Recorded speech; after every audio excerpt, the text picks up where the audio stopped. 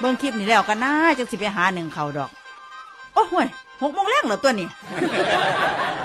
โอ้ยเผลอข้าวเดียวค่ำล่ะเนาะว่าท่านไหนได้อีหยังอยู่ว่าสิออกไปหน้าเอาไปอามากับเบิดมือค่าทรงการบ้านพ่อใหญ่มากดูคำบ่หูเมื่อซ้ำหาเมื่อย ว้ายไม่หยังเนาะเนี่ยเฮ็ดอีหยัง เฮ็ดเลี้ยว ปาดกระปดมันเหลือเดี๋ยอันตะกี้หันจมให้ลูกดีเนาะเพราะแต่เขาเรียนโทรศัพท์ว่าเขาขี้ข้านจังสั่นจังซี่บ่ฮู้จักว่าเฮ็ดเวียกเฮ็ดงานพอมีเลี้ยวเข้ามาได้มีจัดเนาะเอาแม่นอีหลีเด้พ่อใหญ่ฮิโนลูกหนึ่งเขาแต่เศร้าคอยก็ได้คอนเทนต์คนดังเด้นั่นเฮ็ดแนวอย่างน่ากินก็ได้อีกมาเด้อพี่น้องเอ้ยกินข้าวน้ำกันเด้อฮันเดเจ้าว่าเห็นบ่